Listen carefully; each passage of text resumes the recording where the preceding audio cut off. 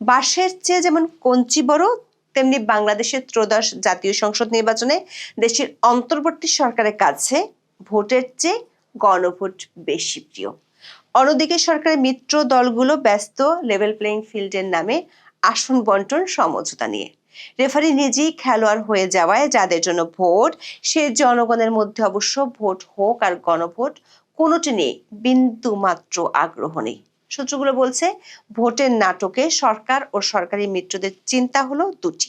প্রথমটি হলো বিদেশি শক্তিগুলো এমন নিয়ন্ত্রিত ভোটকে কিভাবে দেখছে, আর দ্বিতীয়টি হলো নির্বাচনের আগে কার্যক্রম নিষিদ্ধ থাকা আওয়ামী লীগ কি করবে। আওয়ামী লীগ নিয়ে সরকারের চিন্তা হঠাৎ করে বেড়ে যাওয়ার কারণ হলো বিদেশি দেশ ও সংস্থার প্রতিনিধিদের সাথে গত কয়েক সপ্তাহে আওয়ামী লীগের শীর্ষ পর্যায়ের নেতাদের বেশ কয়েকটি বৈঠক হয়েছে। এসব বৈঠকের পরপরই 17 জানুয়ারি ভারতের দিল্লির প্রেস ক্লাব অফ ইন্ডিয়ায় আওয়ামী লীগের 2 সাবেক মন্ত্রী সংবাদ সম্মেলন করেছে। এর মধ্যে প্রচার করা হচ্ছে আগামী শুক্রবার 23 জানুয়ারি দিল্লিতে সাংবাদিকদের জন্য আয়োজিত একটি অনুষ্ঠানে বক্তব্য দিবেন বাংলাদেশের সাবেক প্রধানমন্ত্রী শেখ হাসিনা। তবে আমরা নিশ্চিত হতে পেরেছি, সেভ ডেমোক্রেসি ইন বাংলাদেশ বা বাংলাদেশের গণতন্ত্র বাঁচাও শীর্ষক অনুষ্ঠানটি দিল্লিতে হলেও শেখ হাসিনা ওই অনুষ্ঠানে সশরীরে থাকবেন না। সেই অনুষ্ঠানে শেখ হাসিনার একটি অডিও বার্তা প্রচার করা হবে। তবে সূত্রগুলো বলছে, সেই অডিও বার্তার মাধ্যমে শেখ হাসিনা বাংলাদেশের ত্রয়োদশ জাতীয় সংসদ নির্বাচন উপলক্ষে এমন কিছু বার্তা দিবেন যেটি গত 1 সপ্তাহ ধরে অনুষ্ঠিত বৈঠকের আলোকেই হবে। প্রশ্ন হলো, শেখ হাসিনা ও তার দল এরই মধ্যে ভোট বর্জনের কথা বলেছেন, তাহলে 23 জানুয়ারি নতুন কি বার্তা দিতে পারেন তিনি? বিস্তারিত জানতে চলুন যাওয়া যাক বিশ্লেষণ।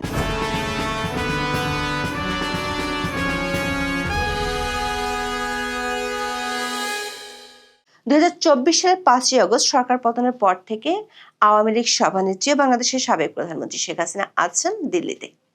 সেখান থেকে অডিও বার্তার মাধ্যমে দলীয় নেতাকর্মীদের প্রায় তিনি বার্তা দেন। এ নিয়ে ভারতের কাছে একাধিকবার নালিশও জানায় বাংলাদেশের অন্তর্বর্তী সরকার। এতে অবশ্য কোনো লাভ হয়নি। উল্টো ইংরেজি বাংলা মিলিয়ে একাধিক আন্তর্জাতিক ও ভারতীয় সংবাদ মাধ্যমকে ইমেইলের মাধ্যমে সাক্ষাৎকার দিয়েছেন শেখ হাসিনা।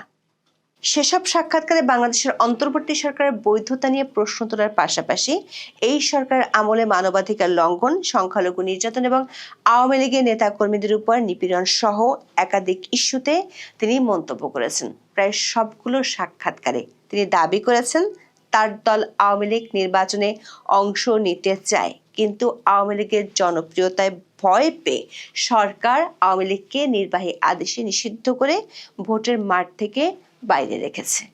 কিন্তু অডিও বার্তা কিংবা ইমেল সাক্ষাৎকার দিলেও শেখ হাসিনাকে গত 17 মাসে সশরীরে দেখা যায়নি কিংবা ভিডিও বার্তাও দিতে দেখা যায়নি। ভারতীয় এক সাংবাদিকের ভিডিও বার্তা থেকে প্রচারিত হয়েছে 23 জানুয়ারি শেখ হাসিনা সশরীরে সাংবাদিকদের জন্য আয়োজিত একটি অনুষ্ঠানে উপস্থিত থাকবেন। তবে দিল্লির একাধিক সূত্রে আমরা নিশ্চিত হতে পেরেছি শেখ হাসিনা সশরীরে কোনো অনুষ্ঠানে উপস্থিত থাকছেন না। যে অনুষ্ঠানটির কথা বলা হচ্ছে সেটির শিরোনাম হলো সেভ ডেমোক্রেসি ইন বাংলাদেশ বা বাংলাদেশে গণতন্ত্র বাঁচাও। অনুষ্ঠানটির আয়োজন করেছে দিল্লিতে অবস্থিত foreign correspondents club of south Asia. দিল্লির মাথুরেতে এই অনুষ্ঠানটি হবে। সেখানে সশরীরে হাজির থাকবেন হিউম্যান রাইটস ওয়াচের মহাসচিব ইঞ্জিনিয়ার মোহাম্মদ সিদ্দিক, সাবেক শিক্ষামন্ত্রী মহিবুল হাসান চৌধুরী নওফেল। এছাড়া ভার্চুয়াল মাধ্যমে যোগ দেবেন সাবেক পররাষ্ট্রমন্ত্রী আব্দুল মোমেন, সাবেক তথ্যমন্ত্রী মোহাম্মদ আলী আরাফাত, সাবেক সংসদ সদস্য হাবিব মিল্লাত এবং অধ্যাপক এস.এম. মাসুম। দিল্লির foreign correspondents club of south Asia and international association of press ক্লাবের সভাপতি ডক্টর ওয়াএল আওয়াদ যে সংবাদ বিজ্ঞপ্তি পাঠিয়েছে সেখানে বলা হয়েছে 23 জানুয়ারি সন্ধ্যা 6টা থেকে 7টায় অনুষ্ঠানটি হবে, যেখানে সূচনা বক্তব্য দিবেন বাংলাদেশের সাবেক প্রধানমন্ত্রী শেখ হাসিনা। তবে সেটি হবে তার একটি অডিও বার্তা। এমনকি তিনি অডিও সংযোগে এসে সাংবাদিকদের প্রশ্নের জবাব দেওয়ার সম্ভাবনাও কম। দর্শক, এর আগে 17 জানুয়ারি ভারতের দিল্লির প্রেস ক্লাব অফ ইন্ডিয়ায় আওয়ামী লীগের 2 সাবেক মন্ত্রী সংবাদ সম্মেলন করে। ভারতীয় সংবাদ মাধ্যমগুলোর খবরে বলা হয়েছে, আওয়ামী লীগ সরকারের পতনের পর গত 17 মাসে ভারতের মাটিতে এটি ছিল আওয়ামী লীগ নেতাদের কোনো সংবাদ সম্মেলন।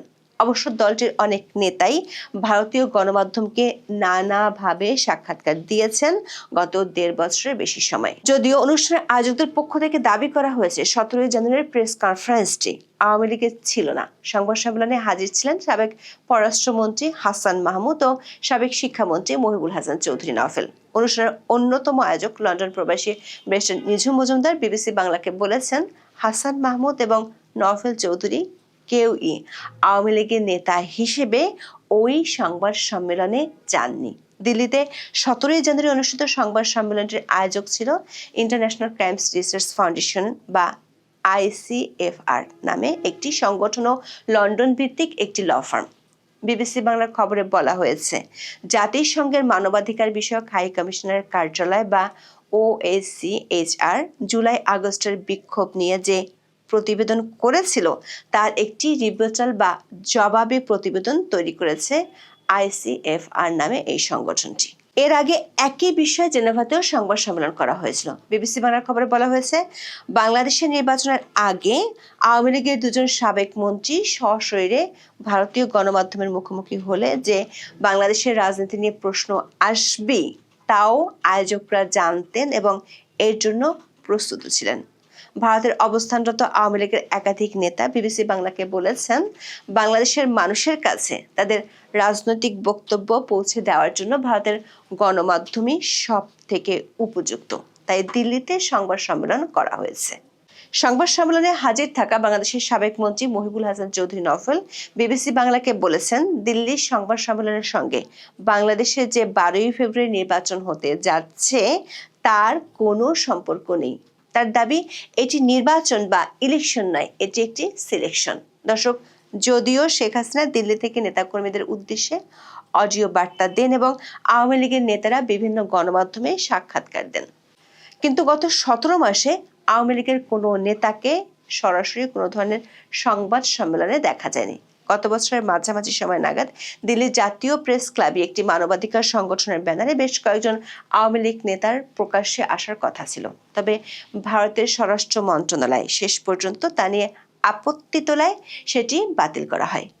তখন কারণ হিসেবে অনানুষ্ঠানিকভাবে বলা হয়েছিল, এই আওয়ামী লীগ নেতারা যেহেতু প্রায় সবাই পর্যটক ভিসা বা বাণিজ্যিক ভিসা নিয়ে ভারতের মাটিতে আছেন, তাই তাদের প্রকাশ্য রাজনৈতিক কার্যক্রমে অংশ নিতে দেওয়া সম্ভব নয়। তবে হাসান মাহমুদের ক্ষেত্রে পরিস্থিতিটা আলাদা, কারণ তিনি ভারতে নন, আপাতত থাকছেন ইউরোপের দেশ বেলজিয়ামে। সম্প্রতি সোশ্যাল মিডিয়াতে ফাঁস হওয়া বিভিন্ন ছবিতে তাকে ইউরোপের বিভিন্ন দেশে সফর করতেও দেখা গেছে। ফলে হাসান মাহমুদের ক্ষেত্রে ভারতের সরাসরি কোনো দায় নেই বলেই তাকে দিল্লির প্রেস ক্লাবে এই সাংবাদিক সম্মেলন করার অনুমতি দেওয়া হয়েছে বলে ধারণা করা হচ্ছে। এই সংবাদ সম্মেলনে তার সঙ্গী নিঝুম মজুমদারও লন্ডন প্রবাসী বাংলাদেশী, কাজেই তার ক্ষেত্রেও একই কথা প্রযোজ্য। আবার শেখ হাসিনা প্রথমবারের মতো সাংবাদিকদের জন্য আয়োজিত একটি অনুষ্ঠানে অডিও বার্তা দিতে পারেন।